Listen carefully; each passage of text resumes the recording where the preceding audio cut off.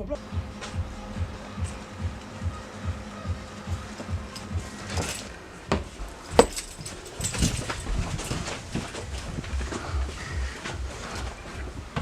Oh, tu crois pas qu'il faudrait qu'on s'y remette?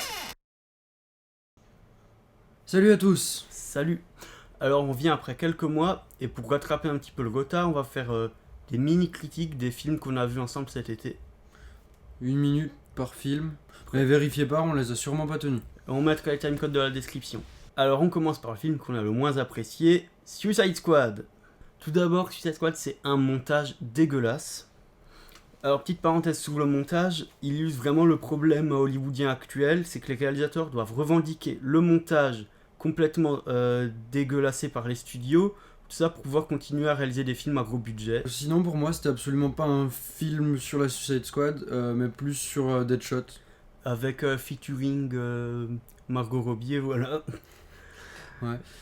C'est le pire rôle de Jared Leto pour ma part. J'ai jamais vu jouer aussi mal et être tellement inutile. Moi je trouve pas, je trouve que c'est plutôt son personnage qui est mal écrit. Lui il sait quand même jouer. Le film a pas mal de problèmes, notamment un vraiment qui m'a marqué, c'est le fait que les ennemis soient complètement sombres alors qu'on est déjà dans un film de nuit. Voilà. Bon, ensuite le film divertit quand même pour ce qu'il faut, mais ça casse pas trois pattes à un canard. Bon, mais le film c'est quand même une super BO. Non. L'idéal. Très mauvaise suite de 99 francs. Suite, mais qui est faite comme un remake déjà, mais un mauvais remake. J'ai quand même trouvé que c'était un bon film à part entière. Pas moi. Ben déjà c'est trop autobiographique, vraiment le personnage c'est bec BD. Et la réal est vraiment pas ouf, à part une séquence sur écran vert. Le personnage d'Octave a été tué, hein, concrètement, c'est plus du tout le même, je l'ai pas retrouvé du tout. Même que le film tue entièrement 99 francs parce qu'il annule sa fin, si, dans le cas où on le prend comme une suite. Et enfin c'est une mauvaise critique du monde de la mode due à ces trop gros clichés. Insaisissable 2. Moins bon que le 1, clairement. Ah oui, c'est pas un mauvais film, mais il est beaucoup plus creux que le 1. Quand on repense à toutes les scènes du 1, j'ai l'impression d'avoir eu beaucoup plus de sous-intrigues et tout dans le premier. Alors que dans celui-là, c'est le troisième acte qui est intéressant malgré ses incohérences, mais le deuxième acte est vraiment vide. Le seul truc de ce film, c'est qu'on en sait un peu plus sur le flic qui les suit, mais on s'en fout. Mais quand même, ça fait plaisir de voir enfin Daniel Radcliffe dans un truc de magie. Alice de l'autre côté du miroir. Alors, meilleure suite que le premier, cette fois. Pour moi, ça a été le meilleur divertissement que j'ai vu cet été. Le message du film est vraiment pas mal. Et surtout, il est beaucoup plus construit que le premier. Il y a un meilleur rythme et tout dans le... Et pourtant, j'aime Burton, mais voilà, celui-là est meilleur. Et Sacha Baron Cohen est vraiment génial dans son rôle. Il le tient vraiment bien et il est un peu plus sérieux que d'habitude et c'est vraiment bien. Ensuite, on a essayé un nouveau truc cet été aussi. On a fait une Horror Night dans les Kinépolis, normalement partout en France. Pour American Nightmare 3, bon, la soirée, rien de spécial. N'y allez pas exprès. Si, vous avez les pubs en moins et la place est 2 € moins chère qu'au tarif normal. C'est pas faux. Mais c'est vraiment la seule chose qui change. Ouais. Si, ils prennent des photos de vous. Parlons du film. Pour moi, c'est une super fin. C'est super si ça s'arrête là. Ah oui, là, c'est vraiment la bonne conclusion du truc. Je veux dire, le mec, il va au bout de son message, vraiment comme je m'attendais depuis le premier. En plus de son message et de sa belle conclusion, il y a des super lumières dans ce film. L'éclairage est ouf. Bah même au niveau de toute la réa, c'est bon, il a eu les moyens, il a pu faire ce qu'il voulait, et tant mieux.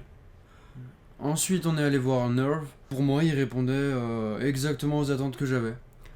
Ah ouais, c'était un super film, un film très engagé. La réa est vraiment pas mal, elle sait vraiment gérer le stress, ça c'est super.